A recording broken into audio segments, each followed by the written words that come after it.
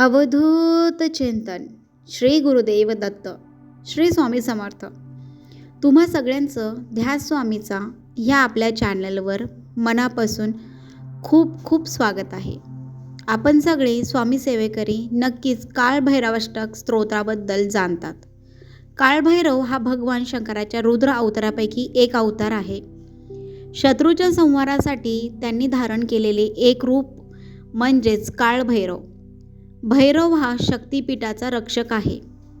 त्यामुळे सगळ्याच शक्तिपीठाच्या ठिकाणी भैरवाचे स्थान आहे असे सांगितले जाते.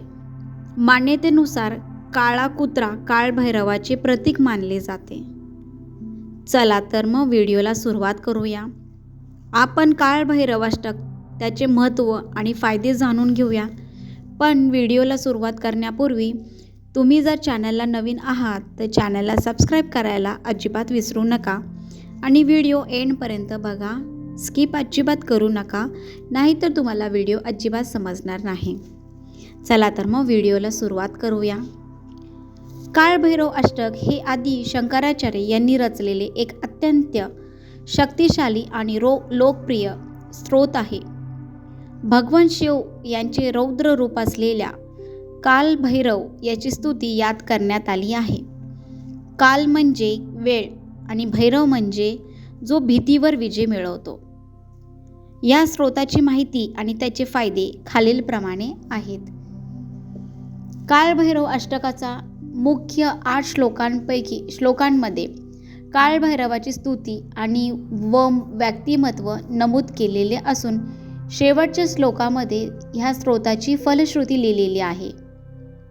हिंदू पौराणिक कथेनुसार काळभैरव अष्टक स्तोत्राचा नियमितपणे जप करणे म्हणजे भगवान काळभैरवाला प्रसन्न आणि त्याचा आशीर्वाद मिळवण्याचा सर्वात उत्तम मार्ग आहे. शिवपुराणामध्ये वर्णित कथेनुसार ब्रह्मा, विष्णू आणि महेश या तिन्ही देवतांमध्ये एकदा श्रेष्ठतेबद्दल वाद निर्माण झाला होता. आपण सृष्टीचा निर्माता असून आपण सर्वश्रेष्ठ आहे असा ब्रह्मदेवाला गर्व झाला होता आणि त्यातूनच ब्रह्मदेवाने भगवान शिवशंकराचा यांचा अपमान केला. ब्रह्मदेवाच्या अपमानाने क्रोधित झालेल्या शिवाने रुद्र रूप धारण केले आणि आपल्या गळ्यातील एक रुद्र जमिनीवर टाकले. त्यातून काळभैरव रूपी महारुद्र असा अवतरला, जो भगवान शिवाचे स्वरूप आहे. काळभैरवाने आपल्या अपमानाचा बदला घेण्यासाठी ब्रह्मदेवाचे 5वे मस्तक आपल्या शस्त्राने कापून टाकले. ज्याने शिवाचा अपमान केला होता यामुळे ब्रह्मदेवाचा गर्व नष्ट झाला. ब्रह्मदेवाचे मुख कापल्यामुळे कालभैरवाला ब्रह्महत्येचे पाप लागले. ते मुख त्याच्या हाताला चिकटून राहिले. या पापाच्या प्रक्षालनासाठी कालभैरव तिन्ही लोकात फिरले, परंतु जेव्हा ते काशी नगरीत पोचले तेव्हा ते मुख त्यांच्या हातातून गळून पडले आणि ते पापापासून मुक्त झाले. कालभैरवांना काशीचा कोतवाल म्हटले जाते. काशीमध्ये जाणाऱ्या प्रत्येक भक्ताला आधी कालभैरवाचे दर्शन घ्यावे लागते अशी मान्यता आहे. त्यांचे वाहन कुत्रा आहे. ते काळाचे नियंत्रण करतात म्हणून त्यांना कालभैरव असे म्हणतात. आता कालभैरव अष्टकाचे पठणाचे काय फायदे आहेत ते जाणून घेऊया. पहिला आहे नकारात्मक शक्तीपासून संरक्षण. हे स्तोत्र घरामध्ये किंवा स्वतः वाचल्याने नकारात्मक ऊर्जा, वाईट शक्ती, वाईट नजर आणि भीती दूर होते. 2. पापाचा नाश. स्तोत्रातील फलश्रुतीनुसार याचे पठण केल्याने अनेक जन्माची पापे आणि दुःखे नष्ट होतात. 3. रोग आणि संकटातून मुक्ती.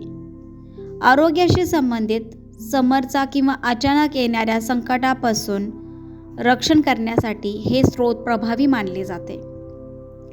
4. काळावर विजय. कालभैरव हे वेळेचे स्वामी आहेत.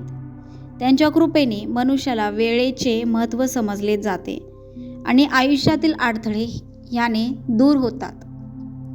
5. मानसिक शांती. मनातील अस्वस्थता, राग आणि लोभ कमी होऊन मन शांत होते. 6. ग्रहाच्या पिडेपासून आराम. विशेषतः शनी आणि राहू-केतूच्या दोषामुळे होणारा त्रास कमी करण्यासाठी कालभैरवाची उपासना लाभदायक ठरते. जर कोणाचं मन बेचैन असेल, मनाला शांती नसेल किंवा आपल्याला जर कोणी त्रास देत असेल विनाकारण, आपल्याला कोणी विनाकारण दोष देत असेल, तर त्यावेळेस कालभैरव अष्टक हे म्हटले जाते. याने खूप प्रमाणात आराम भेटला जातो आणि त्रासापासून मुक्ती होते. तर याची पठण करण्याची पद्धत कशी आहे? तर हे रोज सकाळी किंवा संध्याकाळी वाचता येते. विशेषतः रविवारी किंवा कालभैरव जयंतीला याचे पठण करणे अत्यंत फलदायी मानले जाते. आणि वाचताना समोर तुपाचा किंवा मोहरीच्या तेलाचा दिवा लावणे शुभ असते. हे सतत जर तुम्ही पाठांतर केलं किंवा जर तुम्हाला वाचता येत नसेल तर तुम्ही यूट्यूबला सुद्धा लावून दिलं तरीही घरातील नकारात्मक ऊर्जाही निघून जाते आणि घरात नेहमी प्रसन्न वातावरण राहतं आणि कोणाच्या त्रासापासून आपल्या नेहमी रक्षण होतं. तर झालेली सेवा मी महाराजांच्या चरणी रुजू करते आणि व्हिडिओ इथे संपवते. श्री स्वामी समर्थ.